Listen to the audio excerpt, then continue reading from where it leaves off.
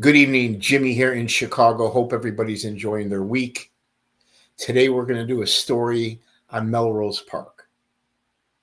For those of you that are new to my channel, during COVID, I started writing about all the major court trials that I attended. You see, going back to the early 1990s to the mid-2000s, I was very lucky to sit in, attend some of the biggest federal trials and mob trials in Chicago. I'm not a reporter. I'm not a cop. I'm not a law student.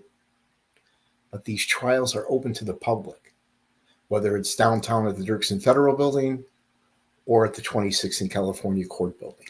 These trials are open to the public. Any one of us can go.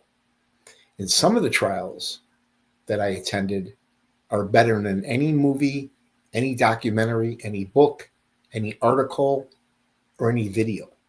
So if there's any trials you guys ever want to go to, check it out.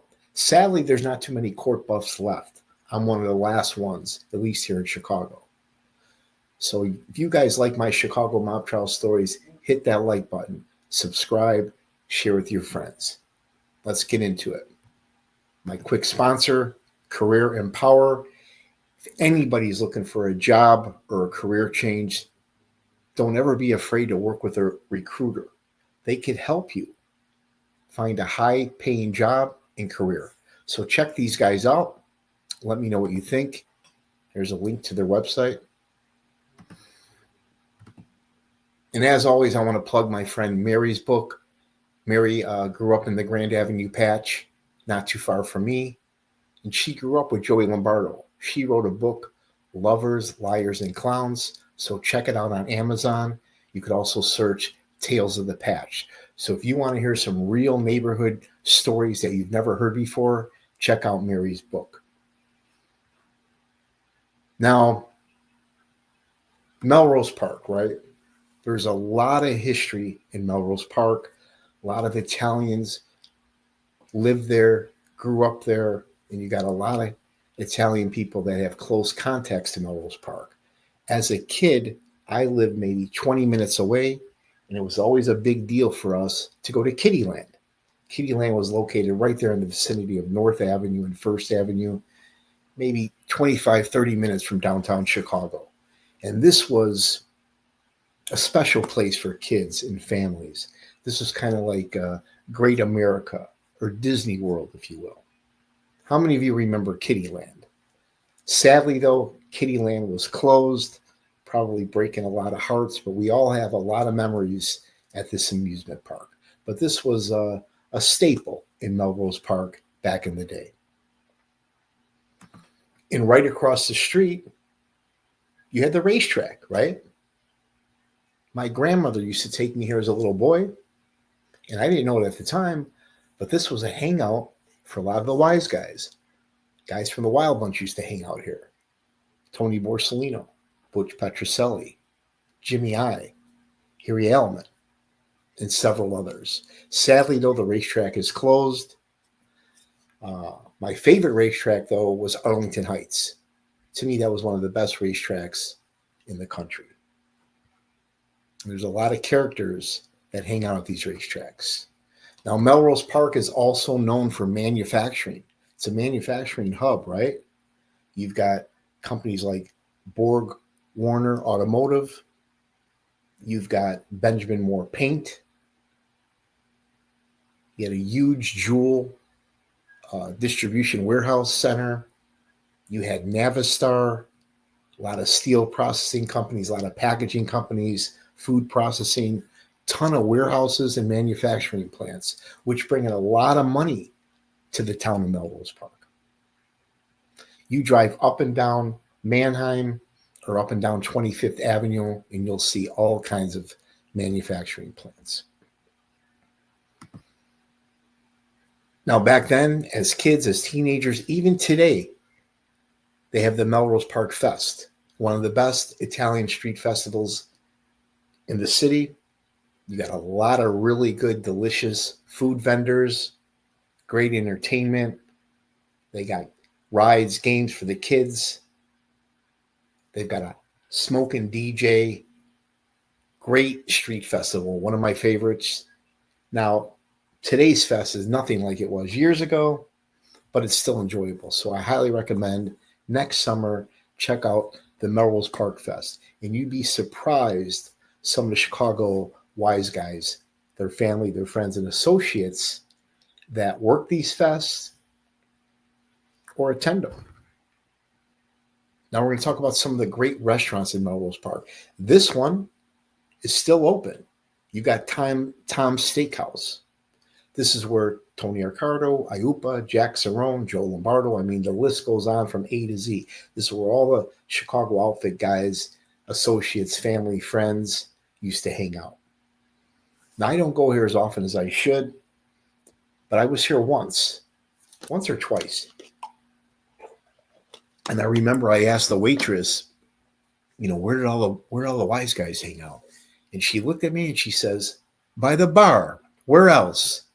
Meaning they would all sit around the bar. It reminds me of a couple of places I know here in Chicago. But this place is still open if you want to get that Chicago old school gangster feel. Check out Tom's Steakhouse.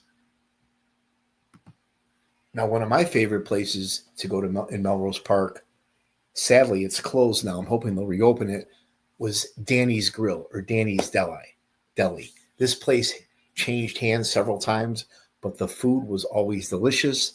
There was always a lot of beautiful women that went there and had lunch, a lot of babes that worked there, and you always saw a couple of the wise guys there, 100%.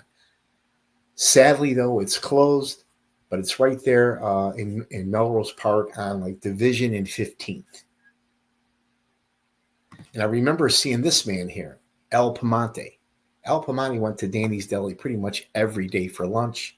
Tall guy, handsome, very successful, as we all know, like John DeFranzo. He had some of the biggest car dealerships in Chicago. I always enjoyed making small talk with him. And Al Piemonte used to hang out there. But God bless Al Piemonte and his family. He made a fortune in the car business. He had a huge car dealership right there on North Avenue and First Avenue, not too far from Kittyland and the racetrack. Or it might have been North and 25th. But God bless Al Piemonte, another stud from Melrose Park. Now here you got Ambruzzo's. Sadly, this place is closed. I'm hoping they're going to reopen it. I was here maybe once, I think, for lunch. It was quiet. I had the whole place to myself, and the food was delicious. It definitely didn't disappoint. This is an old school mom and pop neighborhood Italian joint right there in Melrose Park, not too far from Danny's Deli. A lot of the wise guys, their wives, associates used to hang out here. And the owner must have been good friends with, because you had a lot of VIP A-list actors like Chaz, Joe Pesci, Robert De Niro, Sean Penn. A lot of the professional athletes used to go here. But this was a special spot, Ambruzzo's. Now, sadly, though, they say that this is the last spot where Tony Zizzo was seen. I think they found his Jeep either in the parking lot of the restaurant or maybe at his house. But this was the last place Zizzo was seen alive. Now, another great spot to go to in Melrose Park, you got Taverna. Great place to go on the weekends. Any night from Thursday to Sunday. They have a really good brunch. They got a delicious Italian food. They got a great DJ, a lot of beautiful women. I might go there for Halloween. It's a great place to go after the Melrose Park Fest. And of course, you'll definitely see some of the Chicago Outfit associates hanging out here. All good guys. Not a place you want to start a fight in, that's for sure.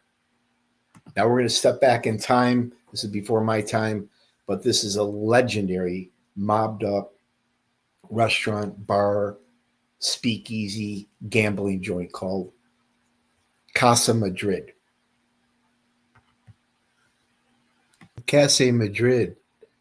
I mean, this is where all the Chicago Outfit bosses, maid members, associates, all used to hang out, man. I mean, this was like a mini little Lake Tahoe, Reno, Vegas. You can imagine.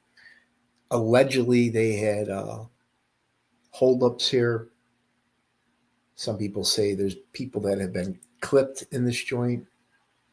There's been rumors that people have been tortured in here. But this was one hell of a restaurant, bar, brothel, gambling operation that they had going on. And the owner, I mean, this guy, Rocky DeGrazia, this guy goes back to the Al Capone gang.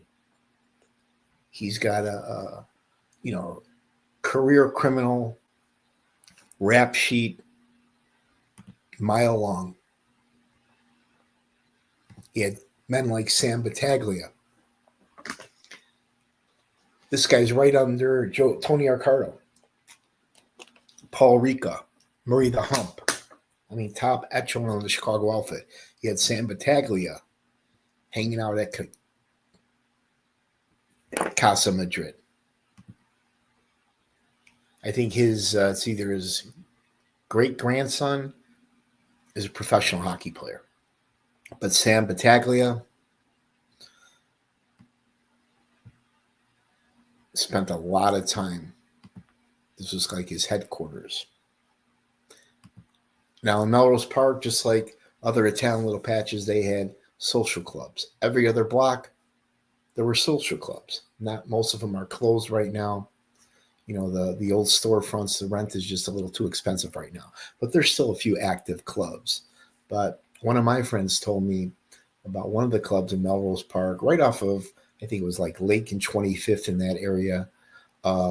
They used to, aside from cook, bust balls, watch the girls go by, but they would have card games, mostly gin. And some of the gin games were high-stake games. But that's just some of the things that used to go on in the social clubs back in Melrose Park. Now, you also had this company. You know, we talk about manufacturing plants, warehouses in Melrose Park. There's a huge yard. I can't even tell you how many trucks they have, but you got D&P Constructions. That was owned by the late John DeFranzo and his brother Pete DeFranzo. This is a legitimate company that put a lot of good guys to work. I'm sure they make millions of dollars. They probably have all kinds of nice sweetheart contracts. Now, I see construction sites in the city of Chicago and throughout the suburbs. I mean, I'm all over the place, and I see vast majority of construction sites that I drive by or work on. I see D&P dumps outside, right there in Melrose Park. Now, we're going to talk about some of the men from Melrose Park, or guys that had close ties to Melrose Park. Guys like Pete DeFranzo.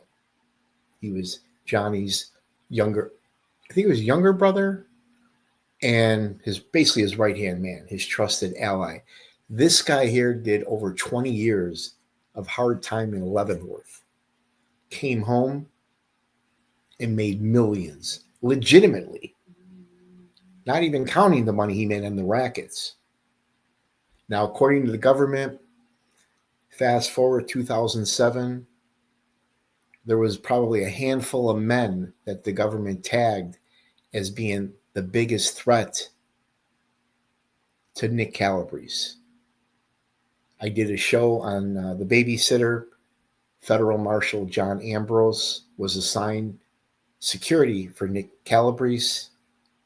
He had ties to the Chicago outfit, and they showed the prison tapes where you had little Jimmy Marcello. I think it was in Milan, Michigan at the time. And he was being visited by his brother, Michael Marcello. They were talking in code, and they would reference the babysitter. That was John Ambrose. They were attempting to give him a $2 million bag for information leading to Nick Calabrese. Nick Calabrese had no idea how close he came to getting killed prior to his testimony. Not only through the babysitter and the Marcello brothers, but Frank Calabrese, kind of like a gas pipe in New York, had an actual gun smuggled into the jail. Of course, some rat inmate informed the guards, and they found the gun. But that's a true story. But this is Pete DeFranzo. His family is well loved and respected in Melrose Park. Now you even have this guy, right? Ralph Capone. Everybody says Al Capone's from Cicero when he came in from New York. You had Bottles, Ralph Capone, Al Capone's brother. He was a Melrose Park resident. And some say that he had a secret tunnel that went from the club all the way to Casa Madrid. I mean, some of these guys, like Bottles, Teats Battaglia, these guys go back to the Al Capone days. Same with Iupa, right? Overall boss of the Chicago outfit. This guy led with an iron fist. If you got out of line, if you broke rules, if he thought you were an informant, he'd have you clipped. Joey Iupa, they referred to him in court as the old man. Iupa, to me, is like the godfather of Melrose Park. Joey Iupa was from Melrose Park and took care of everybody in that town and hooked everybody up with a lot of jobs. And I will never forget, I said it a million times, right before he went to jail on the strawman indictment, he told Carlisi and Ferriola he wanted both of the brothers knocked down, Michael Spilotro and Tony Spilotro. This is Joey Iupa, a legend in Melrose Park. Speaking of another legend, you had Bucky Ortenzini. I'm not sure how to pronounce that. This guy was a stud. Took care of everybody in Melrose Park and even some of the surrounding suburbs. Pretty much the big man on campus, if you will, the main man. Bucky was actually the accountant for the Chicago outfit. That's a pretty powerful position. That shows you how well he was liked, respected, and trusted. But this man is a legend. You can literally do your own story on Bucky. He also graduated from the University of Illinois, was a captain on the football team.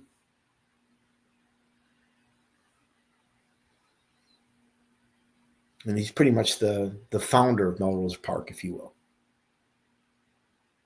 Now, here's the current mayor, Ron Serpico. You can see he's a pretty good guy. Every now and then you'll see him on the news, and he has no problems going toe-to-toe with any of his ops. But I think they need to clean up Melrose Park a little bit. Get rid of some of the drug and gang activity. So if you're listening, that would be my advice. Same thing with the Melrose Park Police Department. I'm sure, like other towns like Cicero, Berwyn, they're understaffed. But they need to hire and do some better training and get some good officers on the street, proactive guys that are going to crack down on crime. Now, years ago, not so much now, but the Melrose Park Police Department had a bad reputation for basically having very rogue cops pulling over black and brown people, harassing them, and sometimes just beating the piss out of them. Hopefully that's cleaned up a little bit. Now, the chief of police of Melrose Park, you got Vito Scavo. I actually know this man. I went to Vito Scavo's trial. Him, Gary Montino, and a couple other high-ranking Melrose Park detectives all got pinched because what they were doing was they had a security company. So they were providing security and protection to local businesses. And they were going to all the manufacturing facilities in Melrose Park, strong-arming them, kind of extorting them to get them to give their security business to Vito Scavo and his guys. And they got pinched on that. And it really didn't get a lot of media attention. But I actually went to that trial, Vito Scavo's trial at the Dirksen Federal Building, along with Gary Montino and another policeman. I'm forgetting his name. But Vito's trial was going on at the exact same time Governor Blagojevich's trial was going on. Now, Blago's trial was on the top floor, 25th floor, Judge Zagel's room. That's the same room where the family secrets trial is. That's the biggest courtroom at the Dirksen Federal Building. So I would go up, sit in for maybe an hour, hour and a half at the Blago trial, maybe get a little bored, and then I would go downstairs and sit in on the Vito Scavo trial.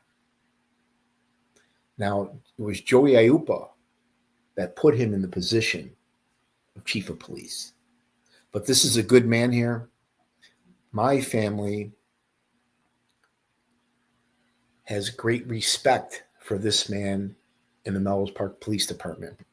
One day I'll share with you the tragedy in my family, how my beautiful niece, Heather, 19 years old, was shot and killed in Melrose Park. Actually went on the news with the help of God and good police work. They caught the little scumbags that killed my niece. So our family is very grateful to Vito Scavo. One day I'll do a story on that, how my poor niece was killed in Melrose Park. It destroyed our life. But this is a good man. Vito and his wife, they operate some of the best Italian restaurants in the city of Chicago. I used to go to his restaurant when it was Danny's Deli. And then I went to, I think it was Vito's or Donnie G's. But all his restaurants are delicious. And sometimes you'll actually see him at the restaurant. But this is a good man. God bless you, Mr. Scavo, and your family. Hope you're doing well. Now, here's another unbelievable guy, right? You could do a book on this guy, Nick Palermo. They used to call him Nick the Plumber from Melrose Park.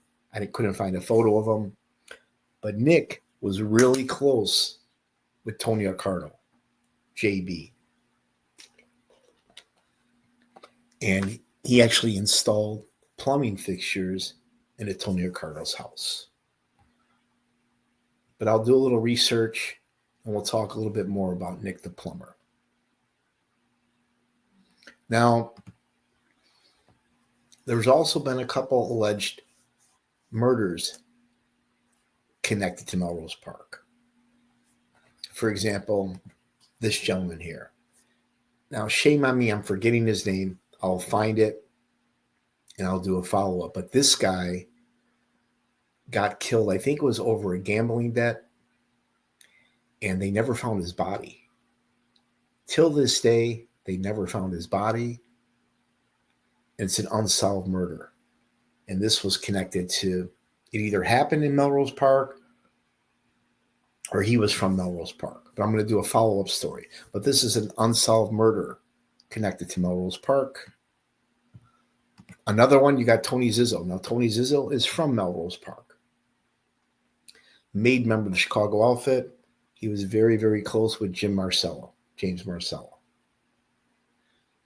I went to his trial. He stood trial with Sam Carlisi, Jimmy Marcello, Tony the Hatch, two of the Bonavolante guys, and a couple other guys. There was like 8, 10 defendants. They were all were found guilty. Zizzo was Jimmy Marcello's right-hand man. And then to follow in that pecking order, the Hatch was under Zizzo. That he was his main assassin, if you will. The Hatch could not control himself in the courtroom, kind of like a Sam Carlisi or Frank Calabrese. These guys could only take so much. But I'm bringing up Zizzo, not only because he's from Melrose Park, but he went missing. He left Abruzzo, the restaurant in Melrose Park, on his way to a meeting, allegedly on Rush Street. And that was the last time they seen him. Now, a lot of people think maybe he ended up in Lake Michigan. Me personally, though, I think he lammed it. He probably did not want to go to jail like his good friend Jimmy Marcello, and he lammed it. That's just my opinion. What do you guys think, though? Now, we'll keep going, right? More men that had strong ties to Melrose Park. You got Mr. Doty, right? Look at the mustache. Got the glasses. Now, Mr. Doty here, him and his wife, they used to own Danny's Deli, maybe one or two other restaurants. Again, some of the best Italian food. He has a booth at the Melrose Park Fest, and they sell one of my favorite stands, a delicious deep fried meatball sandwich. But this is Mr. Doty of Melrose Park. And then we're going to talk about Harry Elman. Now, everybody knows Harry Elman from Taylor Street, right? Leader of the Wild Bunch, nephew of Joe Ferriola. But Harry actually, at one point of his life, lived in Melrose Park. I will never forget going to Harry's second murder trial at 26 in California. I was shocked when he came into the courtroom for the first time, how he looked, how much he's aged being locked up so much. Now, keep in mind, I've heard unbelievable neighborhood stories about this guy, people that actually knew him and grew up with him. They don't say anything bad about him. Because we all know the story. Harry allegedly killed Bill Logan for talking shit about one of Harry's relatives. In the first trial, they bribed the judge, Frank Wilson, $10,000. He shocked the courtroom and found Harry not guilty. I remember one of my friends in the Taylor Street neighborhood told me they had a major celebration on Taylor Street. Kind of like when John Gotti was found not guilty. How they had a big party, pissing off the feds. That's because that's what that does. But when Bob Cooley flipped, when Louis Almeida flipped, and maybe somebody else I'm forgetting, they threw out the double jeopardy law and they tried Harry a second time for the same murder. That's the trial I went to in the 1990s. And sadly, Harry was found guilty. Fast forward shortly after the Family Secrets trial, I think it was in 2007, Harry Elman passed away. And I went to his wake. I said a prayer for Harry Elman and his family. I also said a prayer for Harry Elman's victims. But this guy, like a lot of the other guys we're going to talk about, are legends in Melrose Park. Same thing with Louis the Mooch, Louis Ebele, right? Another made member of the Chicago outfit. They caught him on surveillance. I think it was at a McDonald's in Oak Brook. Him, Carlisi, and maybe Marcello they were meeting, and the FBI alleges that was the planning of the Spilotro hit. Fast forward, we all know they tried to kill the Spilotros in Nevada. They switched to Plan B. Plan B, they lured him to a house in Bensenville. Now, what I'm about to say, this is according to Nick Calabrese. Some guys get pissed off at me, but I'm just repeating the testimony of Nick Calabrese. I believe most of what Nick said, but not everything. But some people think Nick is full of shit. But Nick Calabrese claimed that right before the Spilotros were dropped off by little Jimmy, somebody said, "They're here." Nick said everybody in the basement had on gloves. Nick said he got real tense. He knew what was about to happen. Michael Spilotro was the first one to walk down the stairs. Nick greeted him with a smile because he knew him. They were friends. He immediately grabbed his ankles and tackled him. Meanwhile, this man here, Louis the Mooch, strangled Michael Spilotro with a rope, according to Nick Calabrese. Nick said that Michael didn't put up much of a fight. He went quick and easy. Meanwhile, Tony Spilotro witnessed his brother getting strangled by Louis the Mooch. Nick went on to say that a small .22 caliber gun fell out of Michael's pants. That's right. Michael actually brought a gun to that meeting. And then he said DeFranco unloaded the gun and then wiped a smudge of blood off the wall. But according to Nick Calabrese, government's star witness, rat, lowlife, coward, he claims Louis Ebele was one of the men that were present and killed Michael Spilotro. What do you guys think? Another guy, now I'm not sure if Jimmy Marcello lived in Melrose Park, but I know he had very close ties to Melrose Park. Keep in mind, he was close with the old man. He worked right under Sam Carlisi. But this is a good man here that does not belong to be rotting away in the ADX Supermax. They tag him with OC and automatically him being labeled as a boss, which is complete nonsense. They ship them, give them flight therapy, and send them to ADX Supermax. That's cruel, and that's punishment. Now, I remember seeing Jimmy Marcello twice. Once at his first trial in 1992, 1993.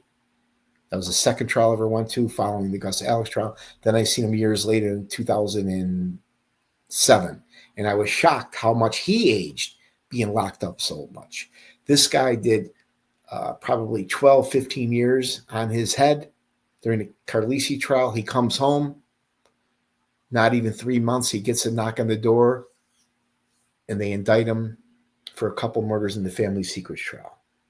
Now, Nick Calabrese is the reason Jimmy Marcello is in prison today. Nicky flipped and flopped on his testimony. First, he said he didn't know who killed the Spilotro brothers. That was the first lie. Second one, he said it was Feccarata and Jimmy LaPetria that picked him up. And then he said he slept on it. He wanted to come clean. And then the third story Nick Calabrese told the feds was that Jimmy Marcello picked him, Feccarata, and Jimmy LaPetria up at Venture in a real fancy van. So which story is it, Nick? You told 3 different stories there. Now, what upsets me is why they were locked up together. I think it was in Milan or Terre Haute. Nick Calabrese was complaining about his brother Frank Calabrese. No surprise, right? Nick was saying how he was doing a lot of work. His brother wasn't paying him. As we all know, Nick was doing some heavy work.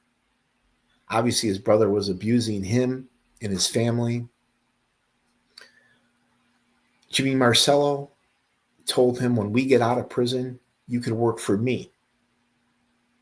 Jimmy Marcello also immediately had his brother Mikey Marcello start dropping off weekly or monthly cash payments to Nick Calabrese's wife. Nobody else was taking care of Nick Calabrese's wife when Nick was away. Not even his own brother, nobody from the Chinatown crew or Bridgeport, nobody. Jimmy Marcello immediately started taking care of Nick Calabrese's family.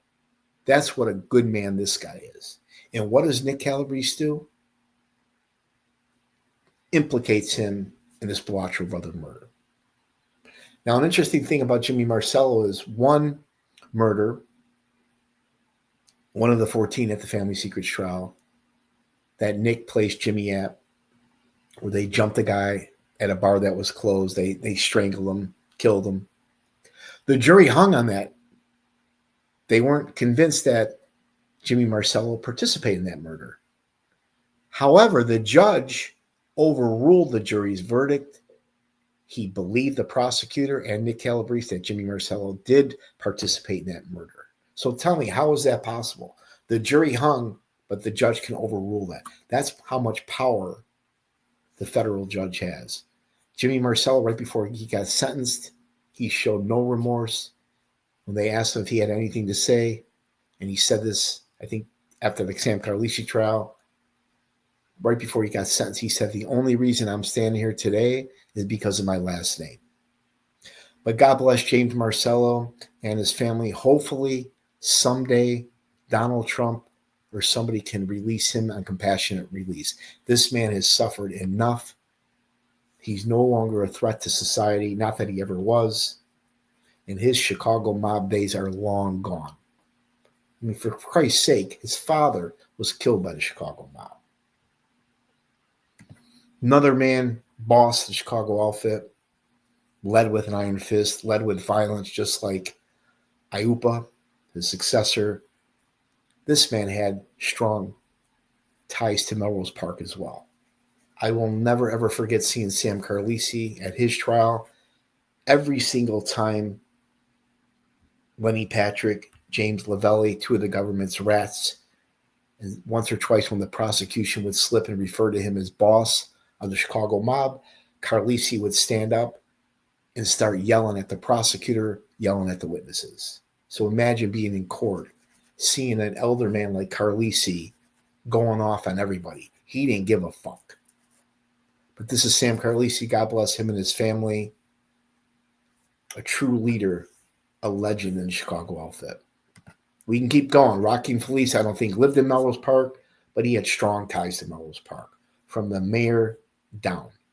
Rocky also had influence in a lot of the surrounding suburbs. Stone Park, Westchester, Berwyn, Cicero, Summit, Willow Springs, you name it. He had pretty much the mayor, people that work for the mayor, police chief, police officers, all on his payroll.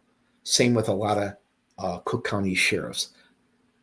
Sadly, I missed the Good Ship Lollipop trial, but I went to the Bobby Salerno trial to follow. But I went to the sentencing of Rocky and Felice. Rocky came out with a blue jumpsuit and shackles, massive, massive forearms. He stood in front of black female federal judge Ann Williams. Rocky went on to say how he felt he didn't get a fair trial. He had a team of prosecutors, several lying rat witnesses, all teamed up, ganged up to testify against him, like he was up against a 1,000-pound monster. He also reminded the judge that he's a World War II paratrooper, that he fought in World War II against one of Hitler's toughest regimes. It fell on deaf ears. The judge gave him the max. Now, come on. You can't give a World War II veteran some slack. But God bless Rocky and Felice. And then we got this guy here, right? Man about town, Michael Castellato. I'm going to do a little story on him. Got to do a little bit more research. But this guy was one of the main men, not only in Melrose Park, but pretty much your go-to guy in Rosemont, another mobbed up town. God bless Michael Castellano and his family. You also had guys like this. James Amabili. I'm not sure if I'm pronouncing that right. Another mobster going back to the glory days of the Chicago outfit. His son was a Melrose Park police officer that just took a pinch, I think, for gambling. And there's several other Chicago outfit associates, if you will, family and friends that are connected to Melrose Park. But that's just some of them. We'll do a quick recap. Again, Kittyland, special place back in the day. Racetrack where all the wise guys hung out. All the manufacturing, all the money that brought into the town. You got your Melrose Park street festivals, Tom's Steakhouse, one of several mob hangouts. Same thing here. Danny's Deli, Al Pamani, made a fortune in the car business. You got Ambruzzo's, one of the best Italian restaurants in Melrose Park in the city of Chicago. Taverna, check it out this Friday. It's also open for a Sunday brunch. Then you got Casa Madrid, right? I mean, the stuff that went on here, you could write a movie about this place. Rocky DiGrazia. This gangster goes back to the Al Capone days. This guy did 20-something years in Leavenworth, or Lewisburg, just like Peter DeFranzo. But he was the owner. He comes out of prison, opens up a famous mob restaurant, gambling operation. This is Casa Madrid, is where Battaglia used to hang out. We talked about the social clubs, high-stake gin games, D&P. You'll see these everywhere. Peter DeFranzo, right? He was a big threat to Nick Calabrese. Nick Calabrese has no idea if they would have got to Ambrose, his life was in danger. But DeFranzo made a lot of money, not only in the rackets, but legitimately. Same with his brother, John DeFranzo. God bless both John and Pete DeFranzo. And he got, a lot of Chicago outfit guys, these guys go back to the Al Capone days, right? You got Bottles, Capone, Iupa, the old man. Chicago outfit had connections to the Genovese family as well. That's like the Ivy League of the 5 families in New York. And one thing about Iupa, he felt the 42 gang, those guys were a threat to him. So what does he do? Allegedly, he has Charles Nicoletti killed. Now, they blame that murder on Harry Allman, but they blamed a lot of unsolved murders on Harry Allman in the Wild Bunch. But somebody did kill Charles Nicoletti, And some people in the know will tell you that he was killed because Iupa felt he was a threat. And you got Bucky, right? A legend of Melrose Park. He was kind of like their accountant. He controlled the book for the Chicago mob, if you will. Police force, we all know, definitely some corrupt police officers back in the day, not so much now. One of the Melrose Park cops got indicted at the Mike Sarno trial. You got Vito Scavo, got convicted while he was working as chief of police, did his time like a man, and owns some of the best restaurants in the city of Chicago. This is a good man here. God bless him and his family. And go, right? Nick the plumber. We're going to do a story about Nick the plumber. This was JB's BFF, one of his best friends. He installed gold fixtures in Tony Accardo's house. Then I'm going to talk about the guy that was murdered. Another unsolved murder of Chicago outfit. Anybody has any information on Anthony Zizzo? I'm sure people are interested in that. Might even be a nice reward. You got the Doties, Harry Allman. This guy's a legend. Not only Melrose Park, but up and down the Grand Avenue neighborhood. You got Louis Ebele, Jimmy Marcello. These are all serious men, right? That have strong ties to Melrose Park. Sadly, most of the Italians, the people that grew up in Melrose Park, some of them have passed away. A lot of them have moved out of Chicago, moved out of the suburbs. And now there's a lot of Hispanic. But I still enjoy going to some of the bars, restaurants, and I love the history of that neighborhood. But back in the day, that was right, just as strong, just as powerful as the Grand Avenue neighborhood, Taylor Street, Cicero, Bridgeport. They had one hell of a crew. Do you guys like my Chicago mob trial stories? Hit the like button, subscribe, share with your friends. Everybody have a safe holiday. Not holiday, but Halloween. And here's my backdrop, right? You got the old man. Look at the smile on Joey's face. Kindly helping Angelo LaPetri up the stairs.